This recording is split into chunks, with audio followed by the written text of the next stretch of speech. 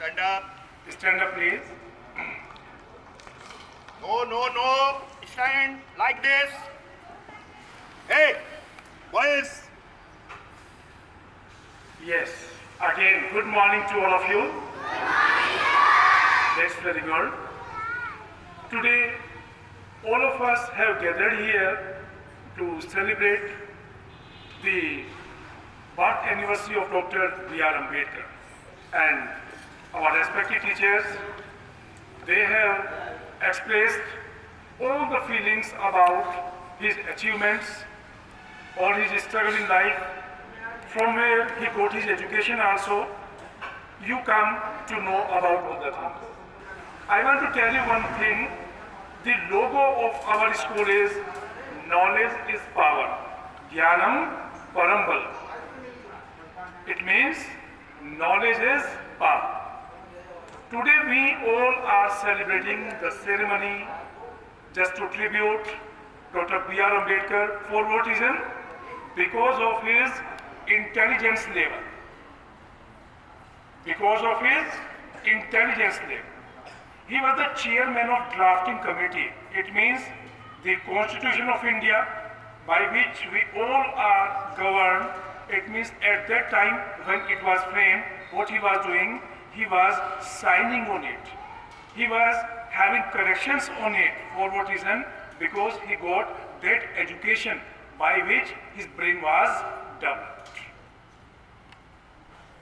People come to this earth, they go, but few peoples are there who become legends. Do you know what the legends?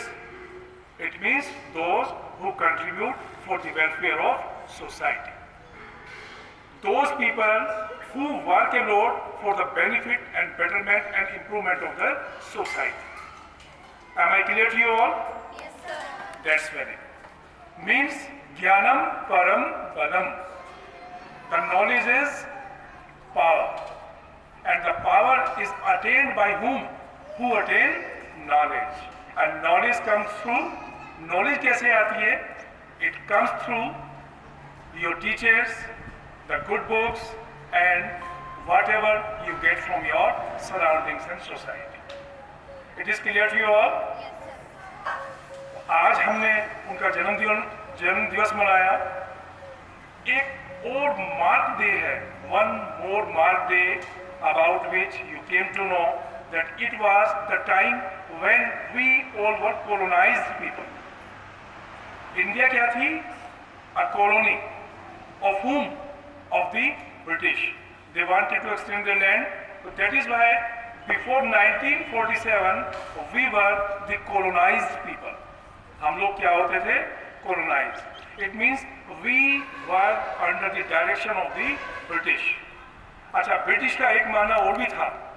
When they came to India, they came only in a handful of number. वो पूरी army के साथ नहीं आए.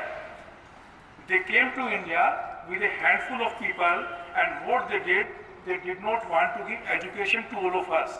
वो क्या चाहते थे? What was their primary motive? The motive was they do not want to impart education to all of us. वो हम सभी को education नहीं देना चाहते थे. They wanted only few people. They could be educated in them, and then they will be governing all. उनका मानना था अगर हम सबको एजुकेशन देंगे they will be developing. उससे क्या होता? A major segment of society could have been just remained illiterate. Now education is available to all. अब सबको education. It means if you are getting education, you come to know about your rights, about your liberties. Jallianwala Bagh, a massacre. It is known as massacre. M-A-S-S-A-C-R-E. The pronunciation is massacre, means killing of people at large scale. आप ये देखें, the people on that day, it was the remarkable day. People gathered in Jallianwala Garden for what reason? To celebrate also the Baisakhi festival. Many of them, they did not know that there was just a meeting to be held on and General Dyer. When he fired all the people, if you ever visit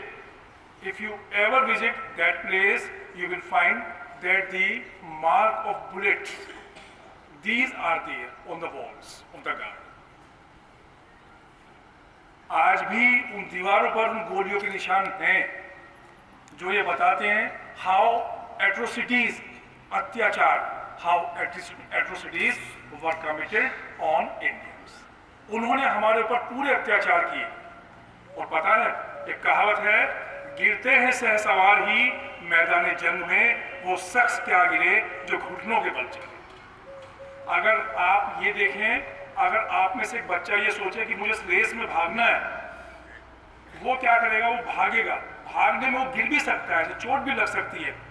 दूसरा बच्चा सोचता है अगर मैं भागूंगा तो मैं गिर पड़ूंगा, तो मैं एक काम करता हूं, मैं बैठ के चलता हूं तो मुझे कभी भी चोट नहीं लगेगी। तो क्या वो बच्चा जो बैठ के चल रहा है, क्या वो सक्सेस हो पाएगा? He will never get success. तो इसलिए कहा गया है, जो पहाड़ों से टकराए उसे तूफान कहते हैं, जो लहरों से टकराए उसे तूफान कहते हैं, और जो तूफानों से टकराए उसे युवान कहते हैं। डू नो हु आर युवान? युवान are the young bloods and युवान्स are you all, the youngsters. आप लोग सब क्या हैं? यंगेस्टर्स, यूथ, युवान इन हिंदी। तो परिवर्तन किसे लाना है? आप लोगों को। तो ब्रिटेन ने कहा था the 19th century was of British, 20th was of the USA। उन्होंने कहा था 19वीं शताब्दी हमारी, 20वीं शताब्दी अमेरिका की। तो हम लोगों ने कहा था 21वीं शताब्दी हमारी। ये हमारा दिन है। हम लोगों को 200 साल गुलाम बनाया गया।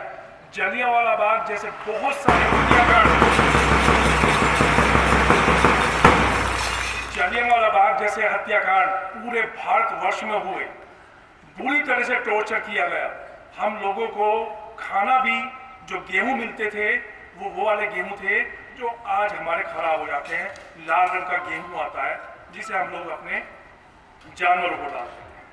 हम लोगों ने वो गेहूं खाए हैं। उसके बाद अंग्रेज चले गए, अंग्रेज चले गए। 200 साल हम उनके अंडर में रहे। And do you know what happened? हमने उनसे उनकी सबसे बढ़िया चीज ली, उनकी गुलामी को हमने छोड़ दिया। Through the world in more than 190 countries English is spoken. लेकिन आज इंग्लैंड से भी ज्यादा इंग्लिश कहाँ बोली जाती है? इंडिया। हम लोग 200 साल उनके अंडर में रहे। हमने उनकी गुड क्वालिटीज ली, उन्हें भगा दिया, उनकी अच्छी चीज अपने पास रख ली, उनकी लैंग्वेज रख ली, उनकी टेक्नोलॉजी रख ली। आज Britain, it was called the great Britain, उसका जो प्राइम मिनिस्टर है वो कौन है? ऋषि सुनक। ऋषि सुनक के बारे में जानते हैं आप? He is from Indian origin, he is an Indian, वो एक इंडियन है। ब्रिटेन में आज की डेट में क्या होता है, जैसे ऋषि सुनक प्राइम मिनिस्टर बने, इंडिया से हमारे जो है हमारे प्रवचन जय Shri Ram, when he speaks he says Jai Shri Ram. Everywhere we are excelling. For what reason? Because of knowledge is power. B.R. Ambedkar ji, he has given the same knowledge, and from the massacre of Jallianwala Bagh we come to know that it was our sacrifice। अब मैं आप सभी से ये कहूँगा कि 1 minute का मौन आप सब लोग रखेंगे उन लोगों के लिए जिन्होंने आज हमें ये दिन दिखाने के लिए अब उन लोगों ने अपने प्राणों की आहुति दी है। आप मेरे साथ बोलेंगे वंदे मातरम। ऐसे आपको कर रहा है, वंदे वंदे, जय हिंद, जय भारत। आवाज ही नहीं आ रही है आपकी। जय हिंद, जय Bharat. Kuldeep ji, please come here. They will be observing the silence for 1 minute. 1 minute का मौन रखेंगे सभी जलियांवाला बाग में जो हमारे पूर्वज शहीद हुए हैं उन सभी के लिए।